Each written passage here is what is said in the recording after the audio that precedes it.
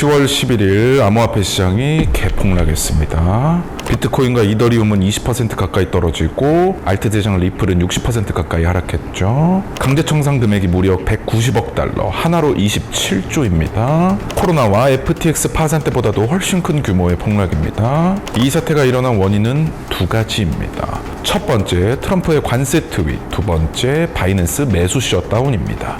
바로 알아보도록 하죠.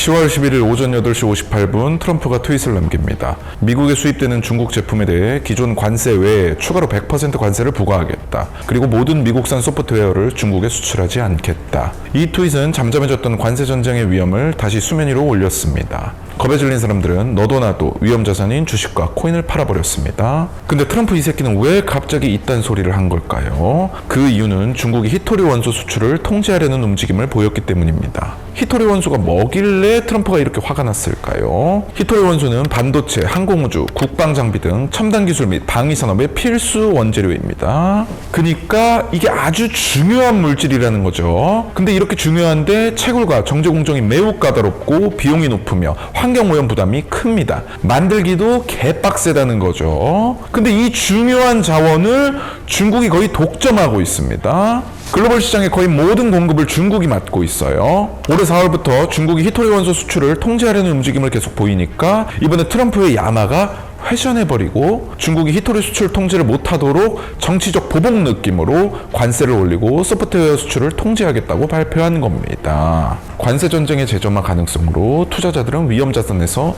도망친 것이죠.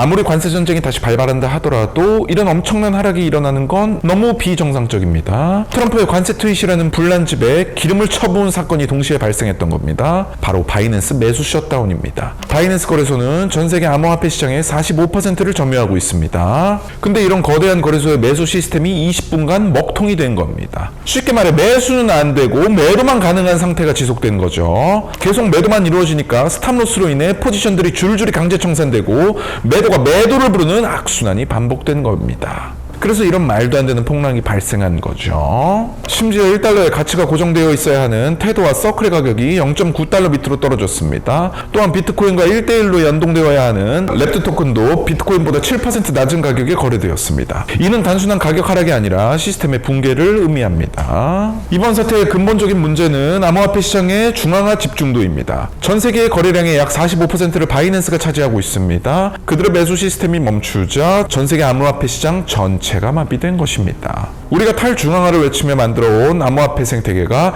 역설적으로 한 중앙화 거래소의 기술적 결함 하나에 흔들린 셈입니다. 이 사건은 진정한 탈중앙화에 대한 근본적인 질문을 던지게 만들었습니다. 사고 이후 단 하루 만에 80억 달러가 바이낸스에서 빠져나갔습니다. 반면에 DEX 탈중앙화 거래소 거래량은 3배 가까이 급증했습니다. 투자자들이 중앙화 거래소를 불신하고 자금을 분산시키기 시작한 것입니다. 시장의 일부에서는 이번 사태를 단순한 우연으로 보지 않습니다. 트럼프 트윗이 올라온 시간이 5시 58분, 바이낸스 시스템이 마비된 시간이 6시 정각, 그리고 정확히 트윗 30분 전 CME 비트코인 선물 시장에서 100억 달러 규모의 숏 포지션이 체결됐습니다. 이 계좌는 1200억 정도의 수익을 보았습니다. 이 일련의 현상이 단순 우연일까요? 아니면 철저히 계산된 시장 교란일까요? 업계 내부에서도 의혹이 커지고 있습니다.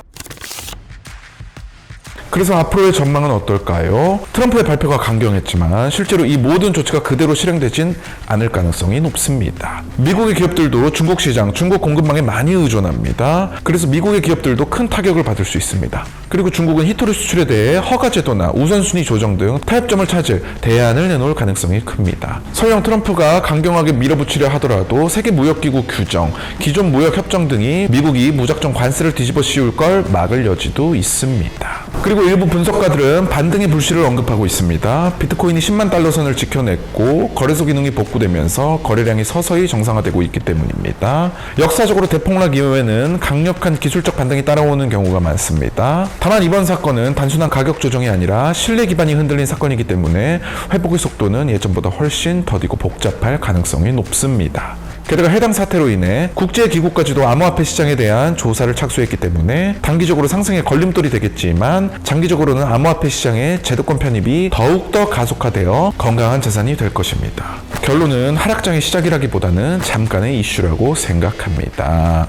사실 이런 정보는 며칠 뒤에 아는 건 크게 의미가 없습니다. 하지만 저희 정보 공유방에선 코인 시장의 유의미한 뉴스들을 실시간으로 무료 공유드리고 있습니다. 저희 정보 공유방에 계신 분들은 이번 사태에 손실을 최소로 줄이거나 오히려 쇼 포지션으로 수익을 내신 분들도 계십니다. 현재 215명이 입장하셨고 딱 500분까지만 무료 제공 예정입니다. 설명란 링크 확인하세요.